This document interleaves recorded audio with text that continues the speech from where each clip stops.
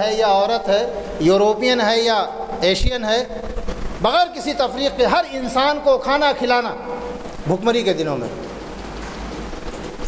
یتیماً ذا مقربہ، ایسے یتیم کو کھانا کھلانا جو تمہارا رشتہ دار ہو۔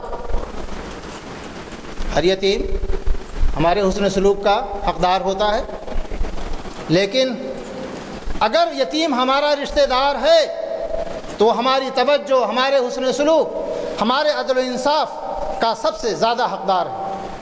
ہوتا کیا ہے، عام طور پر معاشرے میں جب کچھ لوگ پڑھ لکھ کے بڑے آدمی بن جاتے ہیں، یا ان کے پاس دولت آ جاتی ہے، یا اقتدار کی کرسی پہ بیٹھ جاتے ہیں، تو اپنے غریب رشتہ داروں کو بھول جاتے ہیں۔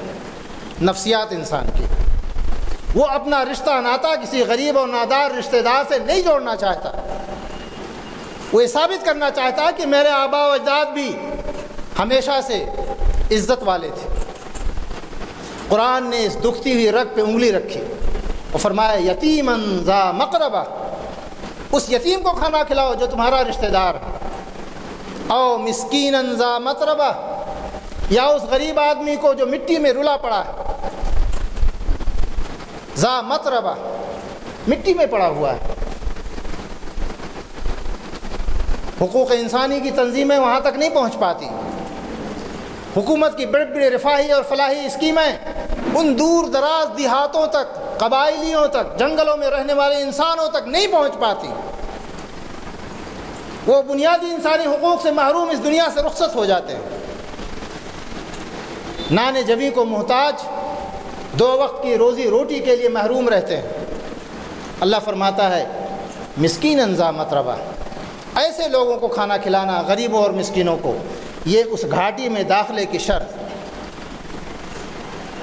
ثم كان من الذين آمنوا وتواصوا بالصبر وتواصوا بالمرحمة، پھر یہ کہ انسان اہل ایمان میں شامل ہو۔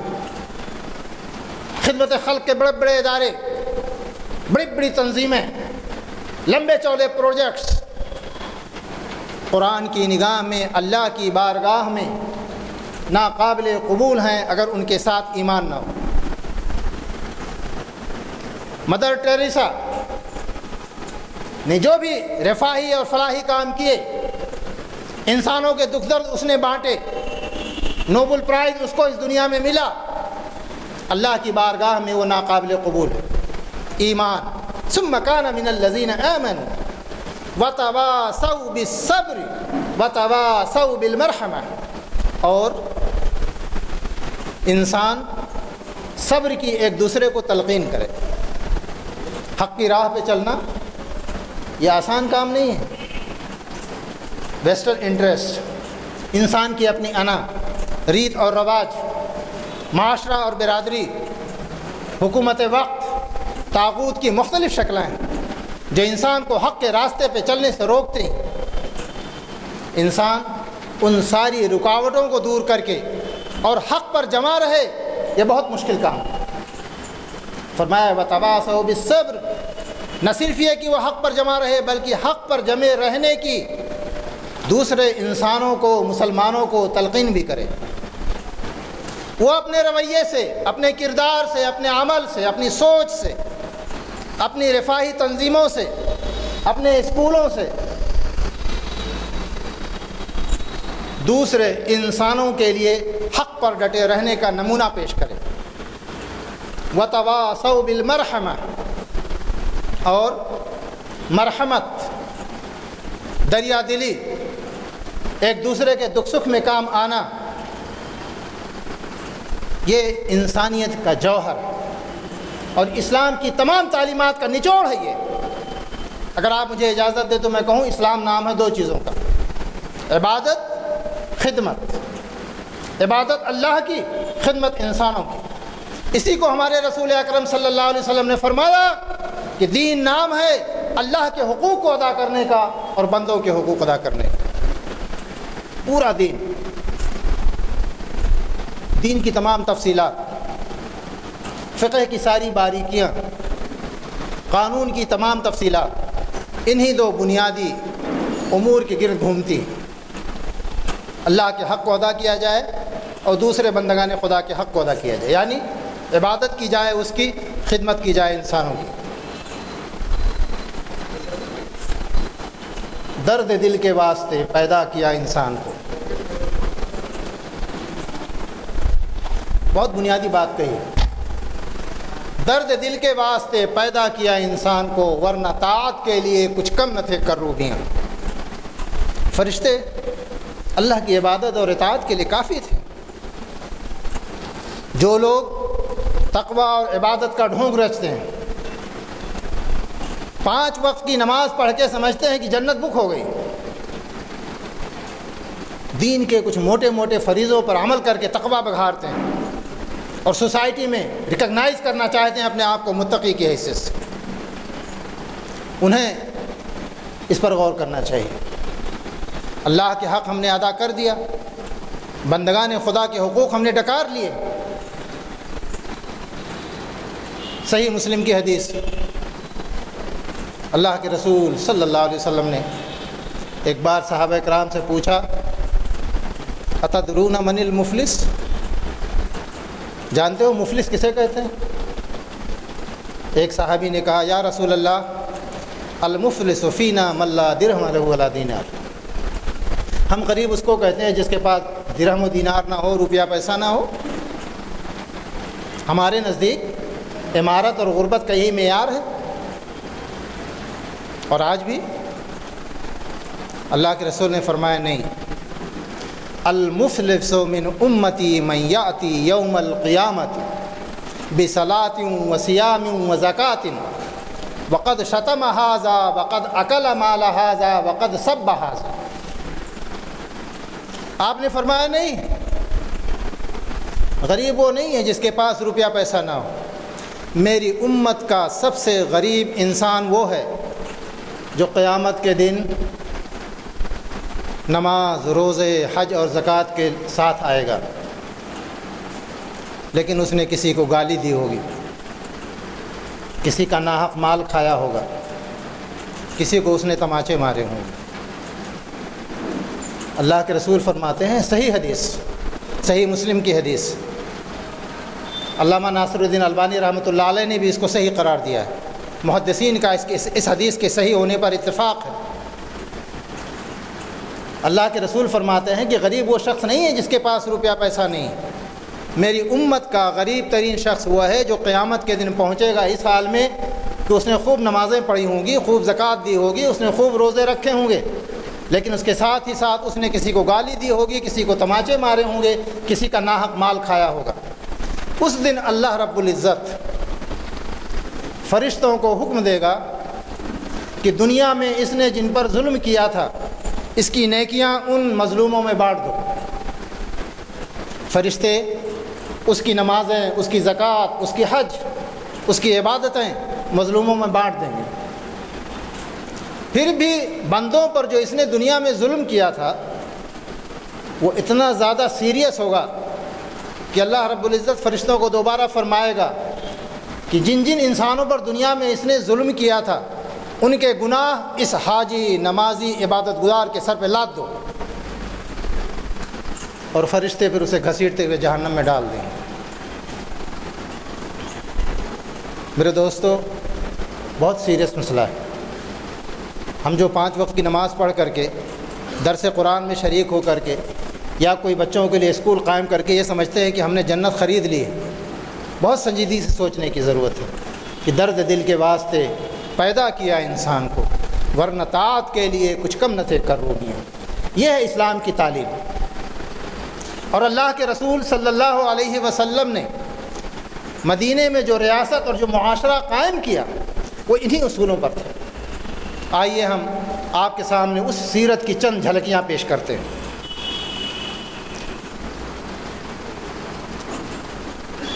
قرآن نے اہل ایمان کو تاکید کی کہ تم نیکی کے کاموں میں خرچ کرو تو کسی کا دل دکھانے کے لیے نہیں، کسی پر احسان کرنے کے لیے نہیں، بلکہ صرف اللہ کو خوش کرنے کے لیے. قرآن نے نیکی کا ایک معیار مقرر کر دیا. لیس البر ان تولوا وجوہکم قبل المشرق والمغرب، سورہ بقرہ آیت نمبر 177. نیکی یہ نہیں ہے کہ تم اپنے چہرے مشرق یا مغرب کی طرف کر کے نماز پڑھ لو۔ قرآن کہتا ہے لیس البر ان تولوا وجوہکم قبل المشرق والمغرب ولکن البر من آمن باللہ والیوم الآخر والملائکۃ والکتاب والنبیین وآتى المال على حبه ذوي القربى واليتامى والمساكين وابن السبيل والسائلين وفي الرقاب وأقام الصلاة وآتى الزكاة والموفون بعهدهم إذا عاهدوا والصابرين في البأساء والضراء وحين البأس أولئك الذين صدقوا وأولئك هم المتقون۔ نیکی یہ نہیں ہے کہ تم اپنے چہرے پورب یا پچھم کی طرف کر کے اللہ کی عبادت کر لو۔ نیکی یہ ہے کہ ایک شخص اللہ پر ایمان لائے۔ ایمان سب سے پہلی شرط، اللہ پر ایمان، آخرت پر ایمان، فرشتوں پر ایمان، اللہ کی تمام کتابوں پر ایمان اور اللہ کے تمام نبیوں پر ایمان۔ صرف رسول عربی صلی اللہ علیہ وسلم پر ایمان لانا کافی نہیں ہے۔ جتنے انبیاء اس سے پہلے آئے، دنیا میں تشریف لائے، ان میں سے بعض کا تذکرہ قرآن کریم نے کر دیا اور بعض کا تذکرہ قرآن کریم نے نہیں کیا۔ من جملہ تمام انبیاء پر ایمان لانا اور جتنے نبیوں پر جتنی آسمانی کتابیں نازل ہوئیں ان تمام کتابوں کو صحیح اور برحق سمجھنا ایمان کا لازمی تقاضا۔ پھر فرمایا وآت المال علی حبہ ذوی القربى والیتامى والمساکین، اور وہ مال خرچ کرے اپنی محبت اور چاہت کے باوجود۔ ایسا نہیں ہے کہ اسلام میں مطلوب یہ کہ آپ اربوں خربوں دولت کے مالک ہیں، انکم ٹیکس سے بچنے کے لیے آپ نے کچھ دولت غریبوں میں بانٹ دی، چیریٹیبل ٹرسٹ کو آپ نے دان کر دیا، اور اسلام کا جو معیار مطلوب اس کو آپ نے پا لیا۔ قرآن کہتا ہے وآت المال علی حبہ، اسے دولت سے محبت ہے، اس کی اپنی بھی ضروریات ہیں، اس کے اپنے بھی مسائل ہیں، اسے بھی دولت سے پیار ہے، اس کی اپنی بھی فیملی ہے، اس کے اپنے فیملی ممبرس کا بھی سوشل اسٹیٹس سے بڑھانا ہے۔ اس کے باوجود وہ مال خرچ کرتا ہے رشتہ داروں پر، یتیموں پر، مسکینوں پر، مسافروں پر، مانگنے والوں پر، غلاموں کو آزاد کرنے کے لیے، اور نماز قائم کرتا ہے، زکوٰۃ دیتا ہے، اور جو وعدہ کر لے اس وعدے کو ہر حال میں وہ نبھاتا ہے۔ بہت بڑی شرط۔ ہم تو فیشن ہے انشاءاللہ ماشاءاللہ کہنے کا، ہر بات پہ ہم وعدہ کر لیتے ہیں، نبھانے کی نوبت نہیں آتی۔ مسلمان کی پہچان یہ ہے کہ جب وہ وعدہ کرے تو اس کو پورا کرے۔ اللہ کے رسول نے فرمایا 3 نشانیاں ہیں، اگر 3 نشانیاں کسی میں پائی جائیں تو پکا منافق، 1 نشانی پائی جائے تو نفاق کی 1 نشانی، 2 نشانیاں اس کے اندر پائی جائیں تو 2 نفاق کی نشانیاں، اور اگر کسی میں 3 نشانیاں پائی جائیں تو پکا منافق۔ اس میں سے 1 نشانی ہے اذا وعد اخلف، وہ وعدہ کرے تو اس کو نبھائے نہیں۔ وعدہ کر کے مکر جانا مسلمان کی پہچان نہیں ہے، منافق کی پہچان ہے۔ اور فرمایا والصابرین فی الباساء والضراء وحین الباس، مصیبتوں میں، پریشانیوں میں، تنگ حالی میں اور آڑے وقتوں میں، جب جنگ کا مرحلہ درپیش ہو اس وقت بھی، امن کی حالت میں بھی، بدامنی کی حالت میں بھی، خوشحالی میں بھی، بدحالی میں بھی، ہر موقع پر وہ اپنے ایمان پر ڈٹا رہے، صبر کرے۔ فرمایا اولئک الذین صدقوا، یہ ہیں وہ لوگ جو زندگی میں سچائی کو چلنے والے لوگ، واولئک هم المتقون، یہ ہیں متقی لوگ۔ تقوی ان کی زندگیوں میں چلتا پھرتا نظر آتا ہے، انہیں اعلان کرنے کی ضرورت نہیں پڑتی، انہیں سائن بورڈ لگانے کی ضرورت نہیں پڑتی۔